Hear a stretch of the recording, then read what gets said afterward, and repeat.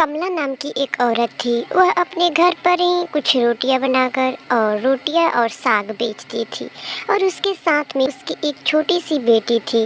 उसका मदद वह कभी कभी कर देती थी। वह दोनों माँ और बेटी हमेशा साग और रोटियां बनाकर और एक छोटी सी दुकान पर ले जाकर बेचती थी, जिससे कि उनका घर परिवार का खर्चा चलता था।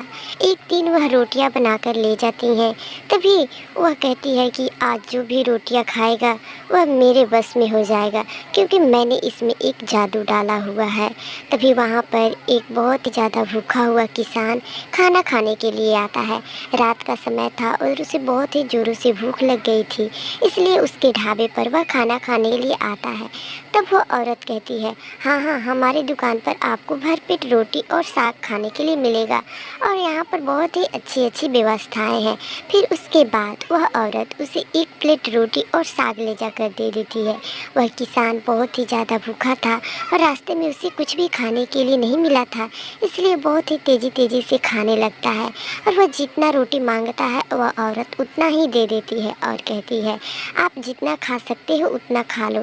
तब वो आदमी खाकर और उसका दिमाग भारी होने लगता है और सर उसका बहुत ज़्यादा भारी होता है, इसलिए वह सोने के लिए कुछ जगह पूछने लगता है। तभी वह औरत कहती है, हाँ हाँ, यहाँ पर सोने के लिए भी आपकी सुविधाएं मिल जाएगी।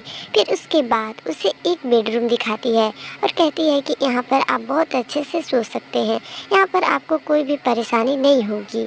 आपको किसी भी चीज़ की ज़रूरत होगी आप मुझसे कहिएगा। और कुछ ही देर के बाद वह औरत एक चुड़ैल बन जाती है और अपनी बेटी से कहती है, चलो एक शिकारी मिल गया। उसके बाद वो दोनों माँ और बेटी चुड़ैल बनकर और उस आदमी के पास जाती हैं और कहती हैं, आज हमारा पेट बहुत ही अच्छे से भरेगा।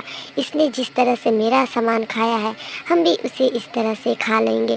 फिर वह उसका सर और धड़ अलग कर देती है और वह चुड़ैल उसके सिर को ले जाकर और अपनी बेटी के सामने रखती है और कहती है, चलो हम दोनों इसमें से मिल बांट कर खा लें। इसी तरह की घटना अगले दिन की बात है। रात का समय था और मोटू पतलू खेत से काम करके और घर के लिए वापस लौट रहे थे। तभी जंगल में रात हो जाता है और उन्हें बहुत ज़ोर से नींद आ रही थी और भूख भी बहुत ज़ोरों का लगा था, इसलिए उधर उधर देखते हैं। तभी उन्हें एक छोटा सा ढाबा दिखाई देता है। फिर वे दोनों उस ढाबे के अंदर जाते हैं और उस औरत से पूछते हैं कि अरे, आपने दुकान के बाहर टांगा है यही लिख कर कि यहाँ पर रोटी और साग मिलती है खाने के लिए, क्या मुझे रोटी और साग खाने के लिए मिल सकता है? तभी वह औरत कहती है, अरे हाँ हाँ बिल्कुल, आपको भर प्लेट रोटी और साग खाने के लिए मिलेगा। आप जितना खा सकते हैं उतना रोटी और साग खा लो।